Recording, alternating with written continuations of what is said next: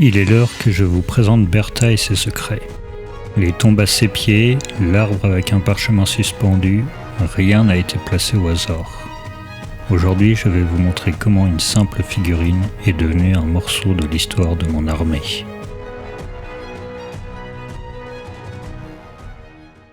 Bonjour à tous et bienvenue dans mon laboratoire. Si vous suivez ce projet depuis le début, vous savez que je construis une armée où chaque unité raconte une histoire. Et aujourd'hui, c'est au tour de Bertha de rejoindre les rangs de l'expédition. Vous l'aurez compris, Bertha est un canon sous le fer, car toute expédition repose sur 3 piliers importants et l'un d'eux n'est rien de moins que la poudre à canon.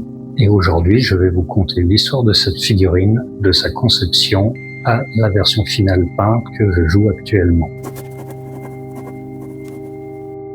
Le problème, c'est que je ne voulais pas peindre un énième canon des Cities of Sigmar. Je voulais vraiment faire une figurine qui représente l'univers du rock et comment les croisades et Eofor progressent. Elle devait raconter une histoire à elle toute seule et que quand je pose la figurine sur la table, les joueurs se disent pas « Oh tiens, il a sorti un canon ».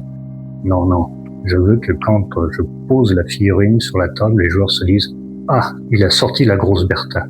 Et ça, c'est tout différent, ça donne beaucoup plus de saveur à vos parties. J'ai commencé par explorer plusieurs pistes en cherchant des dessins de conception.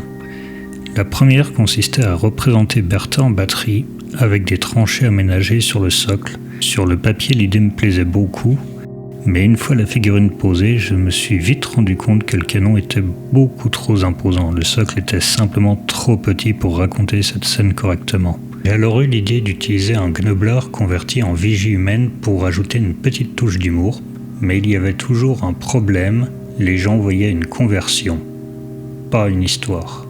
Et je me suis souvenu d'un élément très important de mon armée.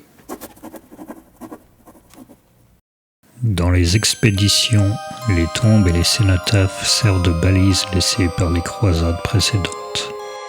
Ils rappellent ceux qui sont tombés, mais ils guident aussi ceux qui poursuivent la route. À partir de cette idée, tout s'est rapidement mis en place. Bertha sera un canon qui a été posé là sur une ancienne place tenue par les croisés. Chaque élément du socle a donc une signification. La première chose que l'on remarque, ce sont ces 3 tombes. Elles ne représentent pas que des soldats morts pendant une bataille. Elles sont bien plus anciennes car au fur et à mesure que les croisades poussent leurs explorations du royaume de Gur, les croisés ont pris pour habitude d'enterrer leurs morts afin de laisser des balises pour les prochains soldats qui passeront après eux. Au fil du temps, ces lieux de mémoire deviennent des haltes pour les nouvelles expéditions. J'ai donc utilisé des bits en résine tout prêt pour faire le cimetière. J'ai rajouté quelques bougies afin de suggérer le recueillement des soldats de l'expédition en cours. Et concernant le corbeau, je vous le dirai une prochaine fois. C'est là qu'intervient l'arbre des martyrs. Les croisés y déposent des parchemins portant le nom des disparus et de leurs faits d'armes ou d'autres notes concernant leurs expéditions. Tout cela afin que leurs souvenirs et leurs noms continuent d'accompagner les futures expéditions. Le parchemin a été réalisé à l'aide de canettes de soda. C'est un matériau assez pratique car il est très malléable, vous pouvez vraiment le plier comme vous voulez. Je l'utilise aussi beaucoup pour confectionner des bannières par exemple. Bref, un matériau à connaître et à avoir dans votre caisse à outils de convertisseur. De ce fait, l'arbre c'est un peu devenu la pièce centrale par rapport au lore et à la figurine. Et il est assez simple à réaliser, c'est juste un morceau de lierre, un bout de cure-dent et un petit peu de fil de fer entortillé bien comme il faut. Il n'en faut pas plus pour rajouter un peu plus de vie à votre figurine, c'est toujours sympa. Bertha n'a donc pas été placée ici par hasard. Si cet arbre est un lieu de mémoire, c'est aussi un lieu stratégique car c'est un repère pour les expéditions laissées par leurs prédécesseurs.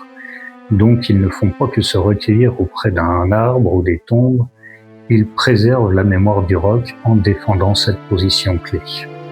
À présent, quand je joue à Spearhead et que mes amis me disent « je ne tire pas sur le canon, mais plutôt je vise Bertha », je me dis que mon objectif est accompli. Bertha est devenue un morceau du lore de mon armée, pas écrit sur une feuille, mais représenté par une figurine. Et c'est peut-être la facette méconnue de notre hobby, car en dehors de la peinture et des conversions, il y a aussi le fait de créer les histoires que nous n'arrivons pas à trouver en librairie ou ailleurs, et ainsi nous échapper par nos propres moyens.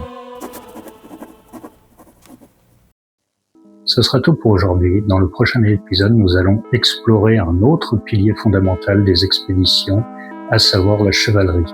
En attendant, je vous souhaite de passer de bons moments à peindre vos figurines ou à les convertir. N'hésitez pas à liker et partager tout le tralala, vous y connaissez mieux que moi. Je vous remercie par avance. Ciao!